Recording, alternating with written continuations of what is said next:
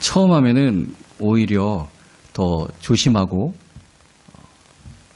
이제 바짝 깨서 긴장을 할 텐데 늘 하는 일이라면은 좀 소홀히 여길 때가 있어요.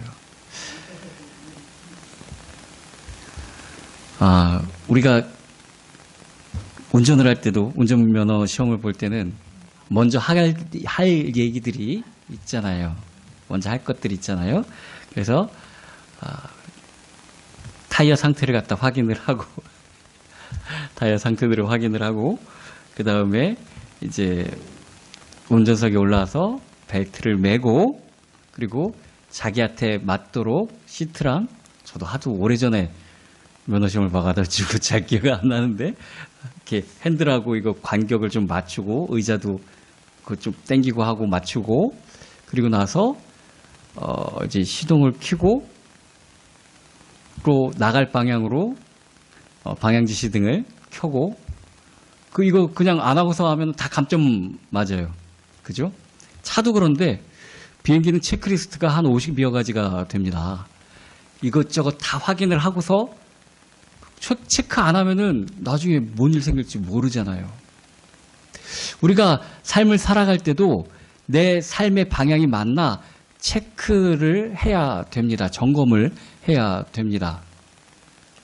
그런데 우리는 아이고 오늘 팔다리가 쑤시고 그런 거 보니까 날이 흐린가 비 올래나?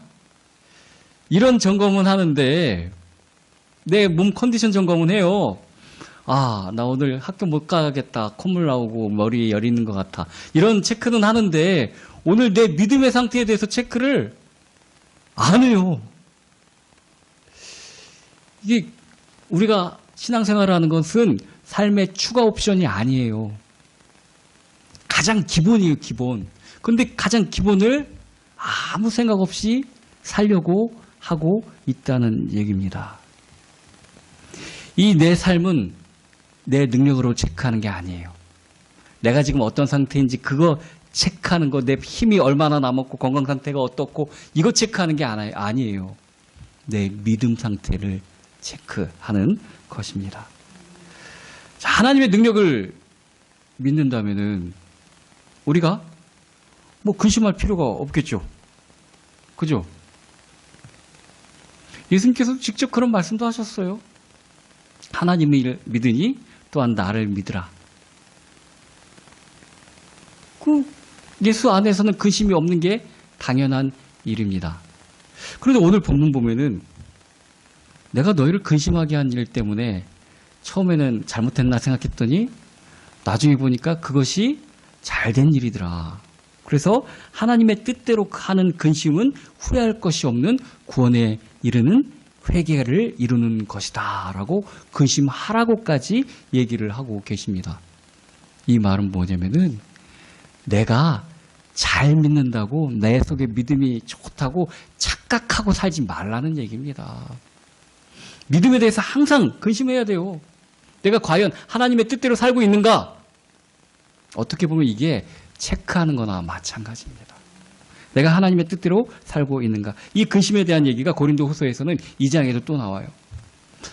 2장에서는 이 고린도 교회에서 많은 문제들이 생겼습니다. 아주 이상한 놈들이 들어와서 이상한 소문을 퍼뜨리고 자꾸 하나님의 복음과 멀어지게 하려고 하는 사람들이 자꾸 들어와서 어지럽게 하고 막 그런 일들이 벌어지니까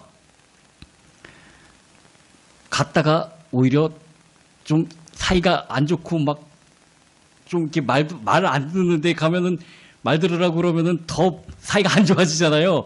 그러다가 그냥 온 적이 있어요. 그래서 이때는 내가 많은 근심으로 너희를 차라리 안 만나기로 했다. 그렇게까지 고린도후서 2장에서는 말씀을 하셨습니다. 그 대신 편지를 써서 보냈어요. 근데 그 편지 써서 보낸 일 때문에 이 편지가 어떤 학자들은 고린도 전서라고 생각하시는 분들도 있는데 대부분 그렇지 않다고 성경학자들이 얘기합니다. 이 편지는 개별적으로 보낸 편지였는데 유실이 됐을 것이다. 지금 남아있질 않아요. 그 편지 내용이 어떤 건지 모르겠어요. 어쨌든 견책하는 내용일 것 같아요. 너희들이 진짜 복음 안에 든든히 서 있어야지. 책망하는 거 다 싫어하잖아요. 성도님들은요, 예수 잘 믿고 이렇게 하면은 하나님이 이렇게 축복을 주셔서 내 일이 이렇게 잘 됐습니다. 여러분들도 이렇게 하시면 이렇게 축복받습니다. 이걸 참 좋아해요.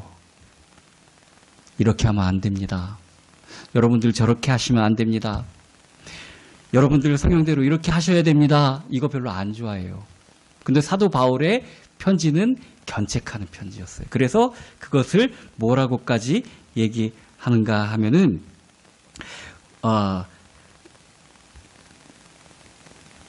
그러므로 내가 편지로 너희를 근심하게 한 것을 후회하였으나 지금은 후회하지 아니함은, 그 편지가 너희를 굉장히 마음속에 힘들게 만들었을 거다. 나도 알아. 이 편지 보내면 니들 마음이 얼마나 힘들었을지. 이런 설교를 하면은 여러분들 얼마나 힘들지를 알아요. 이런 뜻이에요. 사도 바울의 얘기는. 그런데 그 힘들게 한 근심이 너희를 구원에 이르게 하는 거다. 라고까지 얘기를 하고 있는 것입니다. 우리가 근심해도 축복의 통로가, 그 근심이 축복의 통로가 되는 근심이 있습니다.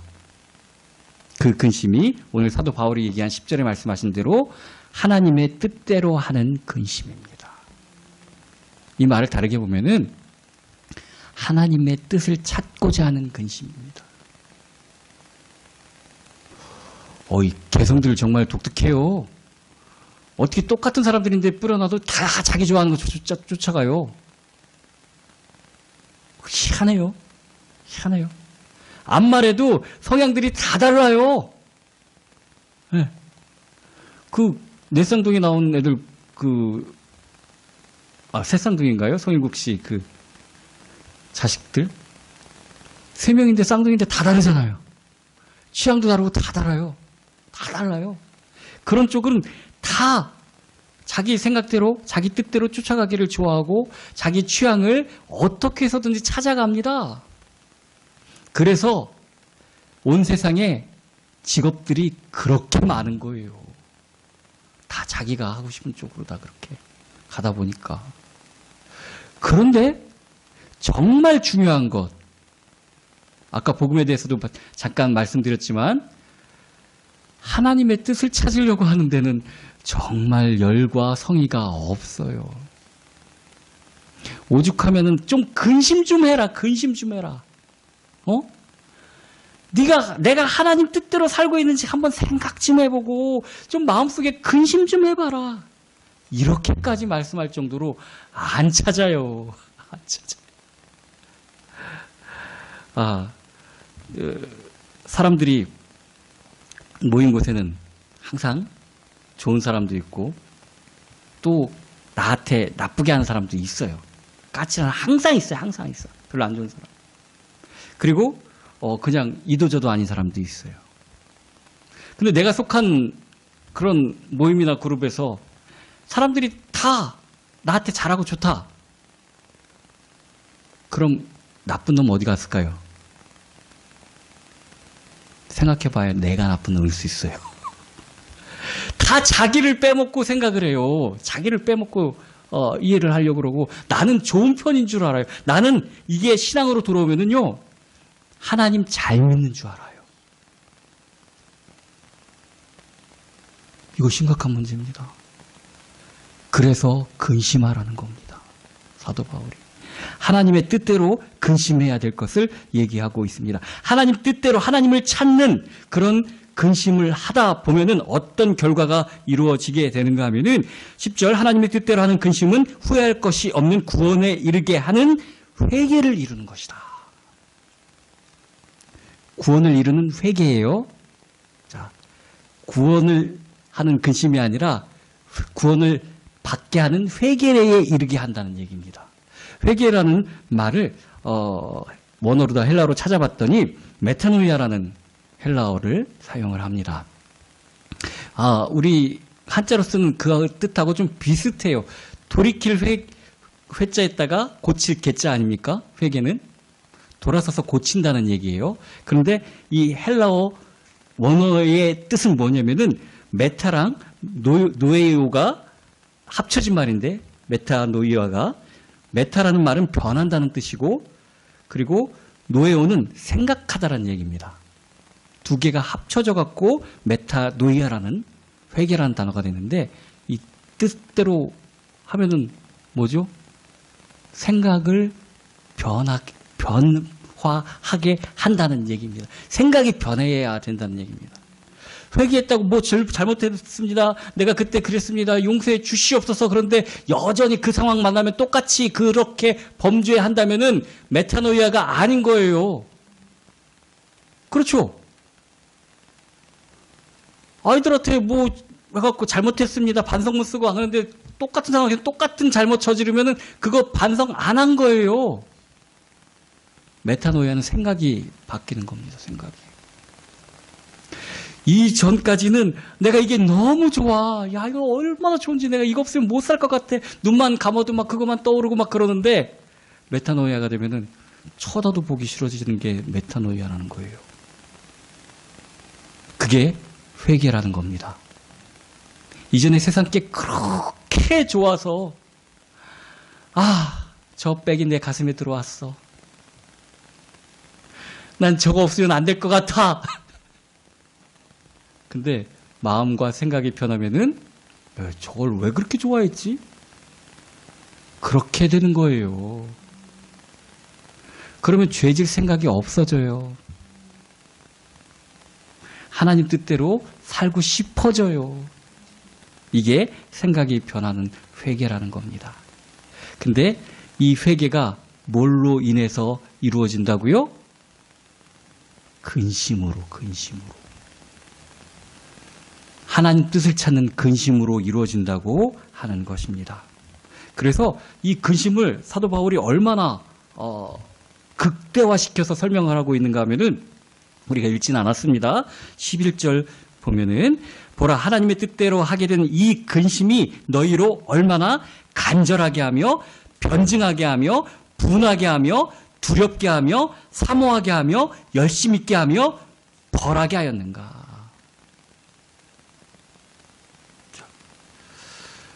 하나님에 대해서 간절한 마음이 하나님의 뜻을 찾는 근심 속에 시작된다는 얘기입니다. 또 변증하게 한다는 얘기는 논리적으로 이것을 증거할 수 있게 만들 그런 생각을 갖게 한다는 얘기입니다. 내가 왜 하나님을 믿었는지 올바로 설명할 수 있어야 돼요. 사도 바울은 그래서 그 서신마다 우리가 영원히 죽을 수밖에 없는 우리 조상이 그렇게 훌륭하다고 생각하는데 훌륭할 거 하나도 없어. 그들한테 물려받은 건 죄하고 욕심뿐이야. 그런데 예수 그리스도로 말미암아 그의 십자가와 부활을 믿는 믿음으로 말미암아 우리가 구원을 얻게 됐어. 이게 변증이라는 얘기입니다. 그리고 또 얼마나 분하게 하며 세상이 하나님을 무시하고 교회를 무시하고 하나님으로부터 멀리 떨어져서 엉뚱한 거 바라보고 있는데 마음속에 아무런 동요도 일어나지 않는다.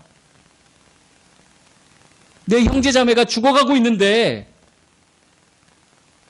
거기에 대한 분함이 생기지 않는다. 하나님의 뜻에 대해서 더 근심해야 됩니다.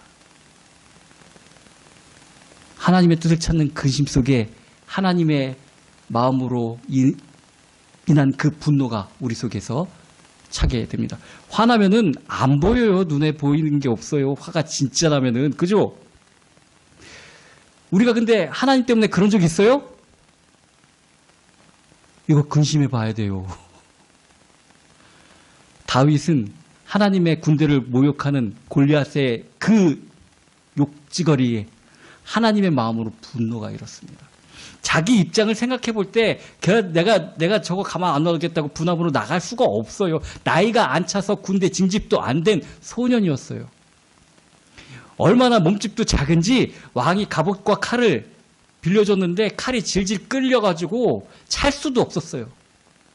그러니까 등치도 조그마한 아이였다는 얘기예요. 분할 환경이 아닙니다.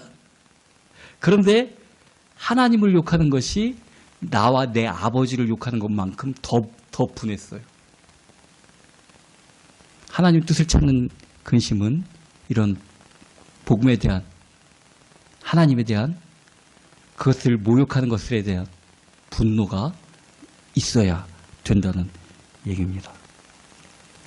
또 얼마나 두렵게 하며, 자, 하나님의 살아계심이 확실하게 느껴진다면은 우리가 삶 가운데 세상을 살아가는 그 방법이 경외하며 살아갈 수 있어야 되는 것입니다. 아니 CCTV만 봐도 있어도 그 앞에서 자꾸 딴짓 안 하려고 그러고 저기 카메라 있네 그러고서 횡단보도도 잘 안 건너고 조심하는데 하나님이 지켜보고 있는데 하나님에 대한 두려움이 한 개도 없어요. 문제가 있지요. 그 문제 있는 겁니다. 더 근심해야 되는 것입니다. 그리고 또 얼마나 사모하게 하며, 이건 뭐 말할 것도 없죠. 말할 것도 없어요. 처음 결혼을 해서 저 지금까지 처음입니다. 근데 결혼을 해서 아이를 낳고 보니까 그 아이랑 떨어지는 게 너무 힘들었어요. 그래서 우리 사모님 힘든 건 생각도 안 하고 모자동실에서 있으면 어떻겠냐 그렇게까지 그 신생아실에서 떨어져 있는 것도 힘들더라고요. 사랑은 그런 거예요. 잠시도 눈앞에서 멀어지고 떨어지는 게 못 견디겠는 거예요. 우리가 하나님을 사모하는 마음이 우리 속에 있어야 됩니다. 희미하다면 이것도 더 근심해야 됩니다. 우리 하나님 앞에 받는 사랑만 생각합니다. 내가 얼마나 하나님을 사랑하는지 이거에 대해서는 별로 관심을 안 갖습니다. 하나님 사랑해 주셔서 감사합니다 하는데 나는 과연 하나님을 얼마나 사랑하는가? 하나님을 사모하는 마음이 내 속에 얼마만큼 있는가? 근심해야 됩니다. 또 얼마나 열심 있게 하며, 사랑하면 열심히 있고 당연하죠. 열심히 주를 위해 사는 건 당연한 겁니다. 그리고 또 얼마나 벌하게 하였는가. 이거는 경계를 의미합니다. 잘못된 것에 대해서 벌할 수 있어야 돼요. 이게 하나님을 사랑하는, 또 하나님의 뜻을 찾기 위해 근심하는 사람입니다. 이것도 좋고 저것도 좋고. 아니에요. 예수님께서도 한쪽 뺨을 맞으면 한쪽 내어주라고까지 하셨는데 또 뭐라고 하셨냐면은 내가 평화를 줄 줄 아느냐? 검을 주러 왔도다. 잘못된 것에 같이 휩쓸리는 거 절대 하나님이 원하시는 거 아니에요. 잘못된 것은 벌할 수 있어야 돼요. 좋은 게 좋은 거다? 그거는 그리스도 안에서예요. 세상과 버타는 것이 좋은 게 좋은 거 아니에요. 이거 명확하게 경계를 거야 된다는 얘기입니다. 너희가 그 일에 대하여 일체 너희 자신을 깨끗함을 나타내느니라. 자, 결론적으로 근심이 범죄에 대해서, 욕심에 대해서, 세상에 대해서 깨끗함을 나타나게 된다는 얘기입니다. 왜 그럴까요? 우리 근심하고 고민하는 거 있잖아요. 근심되고 걱정하는 거. 남편일 수도 있고 자식일 수도 있고 뭐 여러 가지 금전적인 문제일 수도 있고 뭐 자라는 아이들이나 뭐 그런 사람들은 먹을 것 때문에 하루 종일 오늘은 뭘 먹지, 점심을 뭘 먹지, 그런 고민에 빠져 계시는 분들도 있을 수도 있어요. 자, 그 고민이 그 사람의 하루를 만듭니다. 그 사람의 하루를 만들어요. 뭐를 어떻게 먹어야 잘 먹었다고 소문나지 하고 먹는 거 고민을 해봤자 몸무게밖에 더 늘겠습니까? 우리의 고민이 하나님의 뜻을 찾는 데 있어야 된다는 얘기입니다. 아침 저녁으로 우리가 하나님의 뜻을 근심하며 체크를 해야 됩니다. 복음을 전하는 일, 전도에 관한 근심은 아무리 많이 해도 정말 좋은 근심입니다. 오늘 나에게 주시는 하나님의 말씀, 그걸 붙잡고 기도로 하루를 시작해야 됩니다. 오늘 하나님이 나에게 말씀 주신 게 없는 것 같은데요. 아무 말씀도 안 하시는 것 같은데. 하나님이 아무 말씀도 안 하신 걸까요? 내가 하나님 말씀을 안 읽거나 안 들었을까요? 뭘 말씀을 읽어봤어야 하나님 말씀이 들리지 뭐 한지 알죠. 그죠? 영어를 알아야지 영문 책을 갖다 주면은 이게 무슨 말인지 알죠. 말씀도 안 듣고 안 읽고 기도도 안 하는데 어떻게 알겠습니까? 어떻게 알겠습니까? 밥을 먹기 위해서는 젓가락질이 기본이에요. 하나님의 말씀을 묵상하는 건 정말 기본 중에 기본입니다. 주일날 또 공예배 때마다 예배 시간에 듣는 말씀으로만 사는 거 정말 까딱까딱하고 위험한 삶이에요. 그거 죽지는 않겠죠. 그래 듣긴 들으니까 내가 말씀을 들어야 돼요. 말씀을 들어야 돼요. 말씀을 속에 묵상하고 나의 삶을 체크해야 된다는 얘기입니다. 아침에는 오늘의 주시는 말씀 또 오늘 있을 일들을 생각하고 기도하면 됩니다. 아침에 기도가 있고 점심에 기도가 있어요. 점심은 내가 이제 일을 나가거나 아니면 뭐 가정에서 있거나 어떤 그 삶의 중심에 있을 낮에는 그 현장에 대한 만남에 대한 기도를 해야 되는 것입니다. 그리고 거기에선 하나님이 어떻게 나에게 말씀을 주시고 어떤 말씀을 증거해야 될까? 준비해야죠. 체크해야죠. 아니 하나님 믿는 사람이 가방 속에 보면은 뭐 화장품 뭐 그런 거는 다 들고 다니는데 전도지 한 장 안 들고 다닌다? 좀 문제가 있을 수도 있어요. 문제가 있을 수도 있어요. 깊게 근심해야 됩니다. 하나님 뜻을 알기 위해서 기도해야 되는 것입니다. 또 저녁은 정말 중요해요. 저녁에는 그날 하루를 기도하면서 복기를 하시는 겁니다. 그럼 후회될 일도 많아요. 내가 그 사람한테 복음 줬어야 되는데 내가 그냥 사람 좋네 뭐 그러고 웃고 떠들고 말았네 하는 후회되는 일들도 있어요. 자, 그걸 갖다가 이제 체크하면서 기도하며 할 때는 다음에는 그런 사람을 만나고 그런 사건을 만날 때 안 그럴 수 있죠. 이런 반성 없으면 늘 똑같아요. 늘 똑같아요. 반성이 없으면 똑같은 거예요. 똑같은 일을 반복하게 되는 겁니다. 그리고 하루를 지켜주신 하나님의 은혜에 대한 감사의 기도를 또 드려야 되는 것입니다. 끝? 내일은 안 되잖아요. 내일 살 걸 또 예비를 해야죠. 다음 날에 대한 기도도 하셔야 됩니다. 자, 시간이 정말 부족해요. 기도할 시간도. 우리 살아가는 시간이 24시간이 너무 널널하고 없어서 심심한데 뭐 하지? 뭐 먹지? 이러시는 분들이 있는데 정말 시간이 부족해요. 정말 시간이 부족합니다.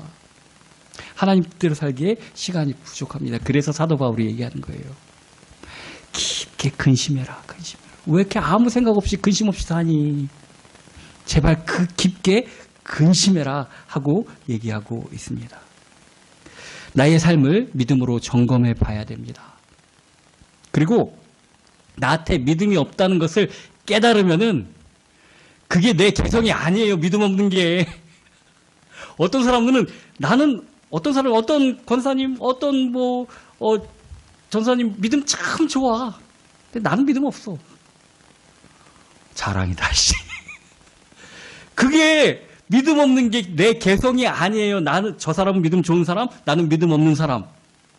원래 내 성격 아니에요, 그거. 아까 회개가 뭐라고 그랬죠? 메타노예요. 생각이 바뀌어야 되는 거예요. 생각이 바뀌어야 되는 거예요.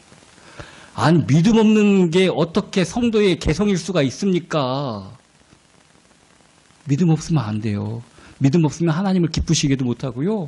구원에 이를 수도 없어요. 믿음 없으면 회개해야 돼요. 믿음이 있어야 됩니다. 믿음 없으면 안 되는 거예요.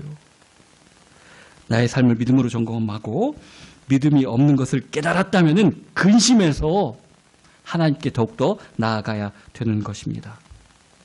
내 개인의 일, 또 교회의 일, 모든 일을 믿음 안에서 생각해보고 고민해봐야 되는 것입니다. 그리고 하나님의 뜻을 발견해내야 되는 것입니다. 그래서 11절의 말씀처럼 정말 나 자신 또 이웃을 설득할 수 있고 하나님을 사랑할 수 있고 열심을 다해서 주의 일을 할 수 있는 자가 되도록 성령의 충만함을 받아야 되는 것입니다. 주님을 만난 사람들은 다 전에 자기 뜻대로 막 자기 잘 믿는 줄 알고 으스더이고 살다가 예수님 만나면 다 변해요. 그리고 나서 하는 첫 번째 말이 대부분 내가 주를 위해서 무엇을 하리이까? 이 고민이 우리에게 있어야 됩니다. 주님을 믿고 나가는 저와 여러분이 되기를 예수 그리스도의 이름으로 축원합니다.